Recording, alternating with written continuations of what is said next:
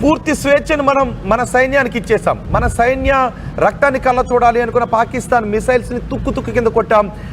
ఎఫ్జెట్ fighter జెట్లను మనం పేల్చేసాం. పాకిస్తాన్ పైలట్ని ఇప్పుడు మనం ప్రాణాలతో పట్టుకున్నాం. అదిగో ఆర్టీవీ స్క్రీన్ పైన చూడండి, పాకిస్తాన్ పైలట్ని ఇప్పుడు మనం ప్రాణాలతో పట్టుకున్నాం. ఇవన్నీ మన దగ్గర ఇప్పుడు సాక్ష్యాలు ఉన్నాయి. పాకిస్తాన్ కేవలం మాటలతో మాత్రమే చెప్తూ ఉంది, మేము భారత సైనికుల పై దాడి చేసాం, భారత సైనిక పోస్టులను ధ్వంసం చేసాం అని పాకిస్తాన్ మాత్రమే చెప్తుంది. కానీ ఎటువంటి ఆధారం కూడా ఇదిగో అని చూపించట్లేదు. కానీ భారతదేశం చూపిస్తుంది, ఇదిగో పాకిస్తాన్ పైలట్ భారతదేశం దగ్గర ప్రాణాలతో పట్టుబడ్డాడు. పాకిస్తాన్ F-16 యుద్ధ విమానాన్ని మనం నేలకూలుస్తున్నటువంటి దృశ్యాలు. అంతేకాదు పాకిస్తాన్ లో ఉన్నటువంటి మరికొన్ని ప్లేసెస్ ను కూడా, ముఖ్యమైనటువంటి ప్లేసెస్ ను కూడా మనం టార్గెట్ చేసుకున్నాం. కానీ ఇప్పటికీ మనం పౌరుల జోలికి మాత్రం వెళ్ళలేదు. పాకిస్తాన్ పౌరులకు మనం ఎటువంటి ప్రాణాపాయాన్ని మనం కలిగించలేదు. కానీ ఇంపార్టెంట్ నగరాలను మనం టార్గెట్ చేసుకున్నాం. ఆ పాకిస్తాన్ వైపు నుంచి వచ్చిన మిసైల్స్ ని డిఫీట్ చేసి ధ్వంసం చేసి పాకిస్తాన్ లో ప్రధాన భూభాగాలను కొడితే వాళ్ళ ఇన్ఫ్రాస్ట్రక్చర్ ఇప్పుడు ధ్వంసం అయిపోయింది. పాకిస్తాన్ ఎయిర్ స్ట్రిప్స్ ఇప్పుడు ధ్వంసం అయిపోయాయి. పాకిస్తాన్ ఎయిర్ డిఫెన్స్ వ్యవస్థ ఇప్పుడు ధ్వంసం అయిపోయింది. పాకిస్తాన్ కరాచీ ఎయిర్పోర్ట్ ఇప్పుడు ధ్వంసం అయిపోయింది. పాకిస్తాన్ ప్రధాని ఇప్పుడు బంకర్ లోకి వెళ్ళిపోయి బంకర్ లో దాక్కుని ఇప్పుడు అక్కడ ఊపిరి పీల్చుకొని బతుకుతూ ఉన్నాడు, బతుకు జీవుడు అంటూ ఉన్నాడు. పాకిస్తాన్ ప్రధాని బహుశా అనుకుంటూ ఉండుండొచ్చు, అంత దూరంలో పడినటువంటి ఆ మిసైల్ కొంచెం ఇటు పడి ఉండుంటే ఇప్పుడు పాకిస్తాన్ ప్రధాని పరిస్థితి ఏంటి అని ఊహించుకుంటేనే పాకిస్తాన్ ప్రధానికి సిచ్యుయేషన్ అర్థమైపోయింది. భారత్తో పెట్టుకుంటే గెలవలేము అని. కానీ పాకిస్తాన్లో ఉన్నటువంటి ఉగ్రమూకలు అక్కడ ఉన్నటువంటి సైన్యం మాత్రం వినిపించుకోదు కదా, ఎందుకంటే సైన్యం ఉగ్రమూకలు ఒక్కటే. అందుకే భారత్ పైకి కాలు దువ్వుతూ ఉన్నాయి. పాకిస్తాన్ ప్రజలు ఇప్పుడు పాలకులపై తిరగబడుతూ ఉన్నారు. పాకిస్తాన్ ప్రజలు ఇప్పుడు సైన్యం పైన పాలకులని తరిమి కొట్టే రోజు కూడా బహుశా దగ్గరికి రాబోతుంది. అండ్ ఇంపార్టెంట్ అప్డేట్ కూడా మనకు అందుతుంది. ఆ ఇంపార్టెంట్ అప్డేట్ని మీకు ఒక నెక్స్ట్ వీడియోలో కూడా నేను మీకు చూపించబోతున్నాను. ఒక ఇంపార్టెంట్ అప్డేట్ని, సరిహద్దుల్లో ఉన్నటువంటి ఇంపార్టెంట్ అప్డేట్ని, పాకిస్తాన్కి జరిగినటువంటి ఆ నష్టం గురించి, ఇప్పుడు పాకిస్తాన్ ఎలాంటి పరిస్థితుల్లో ఉందో కూడా నేను ఇప్పుడు మరికొద్ది చెప్పలో మీకు చూపించబోతున్నాను. అయితే రాత్రి మన సింహగర్జనతో పాకిస్తాన్ ప్రయోగించినటువంటి సిసింద్రీలన్నీ కూడా నేల కూలిపోయినటువంటి పరిస్థితి కనిపిస్తూ ఉంది. పాకిస్తాన్ సిసింద్రీల్ లాంటి మిసైల్స్ మన సింహగర్జన ముందు, మన సుదర్శన చక్రం ముందు అవి నిలవలేకపోయాయి, నేల కూలిపోయాయి. మనకి కొన్ని చదువుతుంటుంటాం కదా, రాక్షసులు ఉగ్రమూకలు వస్తూ ఉన్నప్పుడు ఆ రాక్షసులను సంహరించడానికి చేసేటటువంటి ప్రయత్నాలు మనం కొన్ని సినిమాల్లోనూ పురాణాలను చూస్తూ ఉంటుంటాం. సో ఇక్కడ కూడా మనకు అలాంటి దృశ్యాలే కనిపించింది. ఈ S-400 ముందు పాకిస్తాన్ ప్రయోగించినటువంటి ఆ సిసింద్రీ లాంటి బాంబులు తట్టుకోలేకపోయాయి. అందుకే F-16 కూడా నేలకూలిపోయింది. మీకేమనిపిస్తోంది చెప్పండి ఒక్కసారి.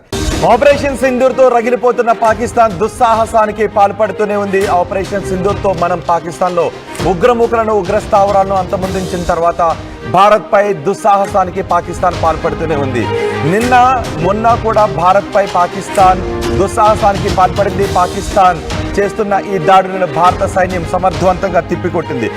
పాకిస్తాన్కు చెందిన 8 డ్రోన్లను మనం కూల్చివేశాం, 3 ఎఫ్జెట్లను కూడా మనం కూల్చివేశాం. అంతేకాదు పాకిస్తాన్ పైలట్ను కూడా మనం బందీగా పట్టుకున్నాం. ఇప్పుడు మీరు ఆర్టీవీ స్క్రీన్ పైన చూస్తున్నది పాకిస్తాన్ దాడులను భారత్ సమర్థవంతంగా తిప్పికొడుతున్న దృశ్యాలు మీరు ఆర్టీవీ స్క్రీన్ పైన చూస్తున్నారు. మన సుదర్శన్ చక్రంతో పాకిస్తాన్కి మనం చుక్కలు చూపించాం. భారత్పై రగిలిపోతున్న పాకిస్తాన్ భారత్పై డ్రోన్లతో దాడి చేయాలనుకుంది, మిసైళ్లతో దాడి చేయాలనుకుంది. కానీ మనం ఒక్క డ్రోన్ని కూడా భారత భూభాగంపై దాడి చేయనివ్వలేదు, ఒక్క మిసైల్ను కూడా భారత భూభాగంపై పడనివ్వలేదు. వాటన్నిటిని కూడా మనం గగన తలంలోనే పేల్చివేశాం. పాకిస్తాన్ పైలట్ను కూడా మనం ఇప్పుడు బందీగా పట్టుకున్నాం. పాకిస్తాన్ ఇప్పుడు రగిలిపోతుంది. మనం చేసిన ఆపరేషన్ సింధూర్తో ఇప్పుడు పాకిస్తాన్ భారతదేశంపై ప్రతి దాడులకు పాల్పడాలి అని చేస్తున్న దుస్సాహసాన్ని ఇప్పుడు మీరు ఆర్టీవీ స్క్రీన్ పైన చూస్తున్నారు. మన ఆర్మీని, మన భూభాగాన్ని, మన ప్రజలను పాకిస్తాన్ మరోసారి టార్గెట్ చేసింది. అయితే పాకిస్తాన్ ప్రయోగించిన ఈ డ్రోన్ని కూడా భారత భూభాగంపై మనం పడనివ్వలేదు. ఇస్లామాబాద్లోని పాక్ ప్రధాని నివాసానికి దగ్గరలో మనం మిసైల్ వర్షాన్ని కురిపించాం. పాకిస్తాన్ ప్రధాని త్రిటిలో తప్పించుకున్నాడు. పాక్ పిఎంను పాకిస్తాన్ సైన్యం బంకర్లో దాచిపెట్టింది. ఇప్పుడు ఒకవైపు ఇండియన్ ఆర్మీ, మరోవైపు బలూచిస్తాన్ ఆర్మీ అటాక్ చేస్తుంది. బలూచిస్తాన్ ఆర్మీ దాడిలో 14 మంది పాకిస్తాన్ ఆర్మీ కూడా సైనికులు కూడా చనిపోయారు. రంగంలోకి ఐఎన్ఎస్ విక్రాంత్ను కూడా రంగంలోకి దించాం. త్రివిధ దళాలు కూడా ఇప్పుడు పాకిస్తాన్కి చుక్కలు చూపెడుతున్నాయి. కరాచీ ఎయిర్పోర్ట్ను ఐఎన్ఎస్ విక్రాంత్ పేల్చివేసింది.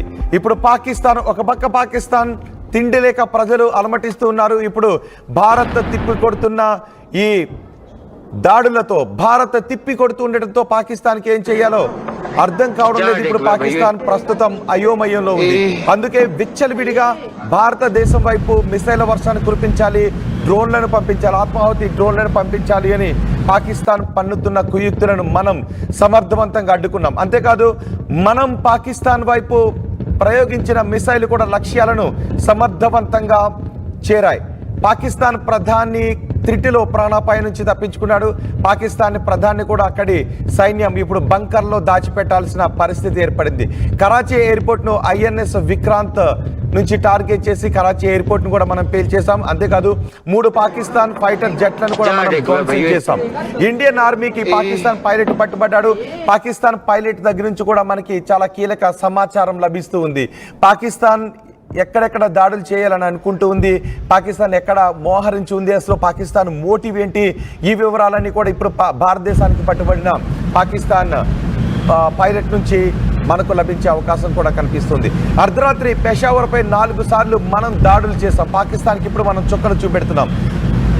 ఆపరేషన్ సింధూర్తో రగిలిపోతున్న పాకిస్తాన్ భారతదేశంపైకి అక్కసుతో ఈ దాడులకు పాల్పడుతుంది. అయితే భారత సైనికులు మాత్రం పాకిస్తాన్కి ప్రస్తుతం చుక్కలు చూపెడుతున్నారు. ఒక్క డ్రోన్ని కూడా భారత భూభాగంపై మనం పడనివ్వలేదు. S-14తో మనం పాకిస్తాన్ ప్రయోగించిన మిసైళ్లను చాలా సమర్థవంతంగా వాటిని గాలిలోనే పేల్చివేశాం. కనీసం భారత భూభాగం పైకి వాటిని దాడికి కూడా మనం అలౌ చేయలేదు. S-14 సుదర్శన చక్రంగా మనం పిలుచుకుంటూ ఉంటాం. పాకిస్తాన్ ఒకేసారి ఎన్ని మిసైళ్లను ప్రయోగించినా, దాదాపు 30 మిసైళ్లను ప్రయోగించినా కూడా మన సుదర్శన్ చక్రతో S-400తో సమర్థవంతంగా వాటిని తిప్పికొట్టే బ్రహ్మాస్త్రం అది మన సుదర్శన్ చక్రం.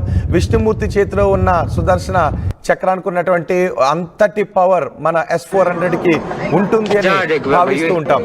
సరిహద్దులో ఇప్పటికీ S-400ని భావించాం.